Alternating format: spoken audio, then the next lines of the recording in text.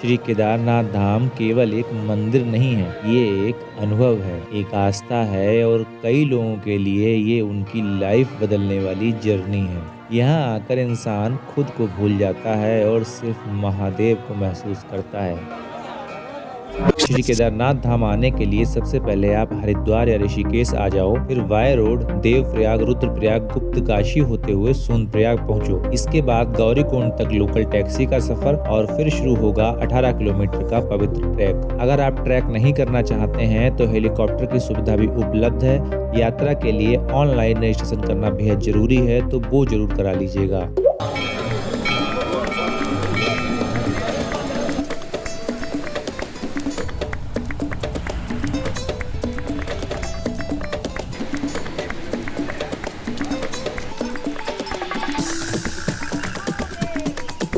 केदारनाथ केवल एक डेस्टिनेशन नहीं है, यह एक आंतरिक यात्रा है जो हमारे अंदर बैठे अहम यानी अहंकार को खत्म कर रही होती है। जब आप 18 किलोमीटर की चढ़ाई कर रहे होते हैं, पैरों में बहुत दर्द हो रहा होता है, सांस फूल रही होती है और तब आपके मुंह से अनायास निकलता है हर हर महादेव।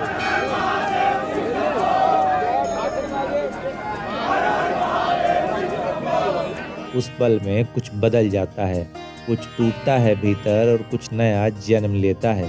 हर धाम का जादू कुछ ऐसा ही होता है, यह आपको तोड़ता भी है और फिर नए सिरे से जोड़ता भी। बोलो राजा रामचंद्र की जय, सियावर रामचंद्र की जय, बोलो राजा रामचंद्र। यात्रा का मस्त पड़ाव, मौसम बिगड़ चुका है, लगता है ऊपर बर्फबारी हो रही है भोले के द्वार पर। ये देखिए अद्भुत चीज़, सोनालिका ट्रैक्टर आपको रास्ते में दिखेगा। यात्रा पर आ रहे हैं तो घोड़े वालों की गुंडई से 2-4 होना पड़ेगा आपको। जब आप उस ऊंचाई पर पहुंचते हैं जहां हर सांस लेना मुश्किल होता है, वहीं आपको महसूस होता है कि कोई अदृश्य शक्ति आपको आगे खींच रही है। हर कदम पर हर हर महादेव की गूंज, हर चेहरे पर थकान के साथ भक्ति और हर दिल में बस एक ही इच्छा कि बाबा कब मिलेंगे।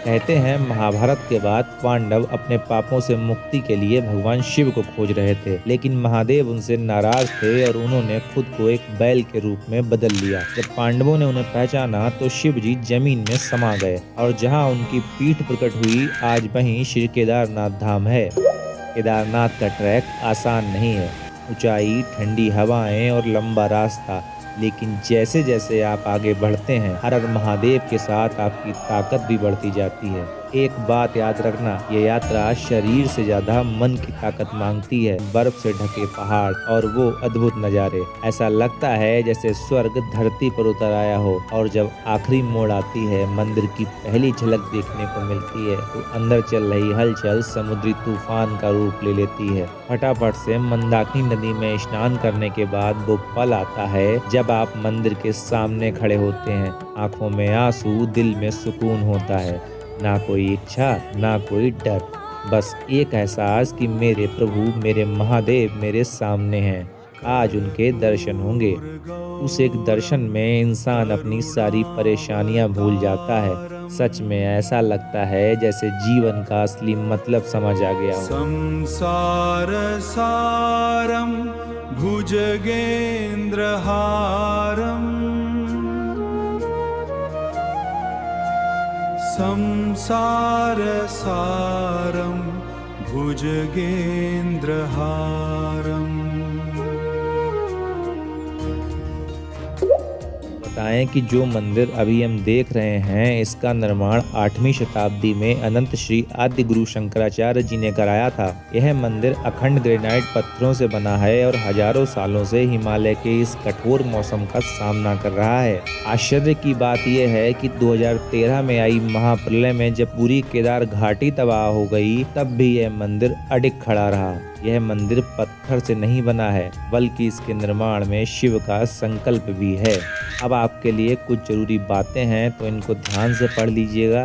बाकी आपसे मिलते हैं अगले वीडियो के साथ, तब तक के लिए जय भोलेनाथ।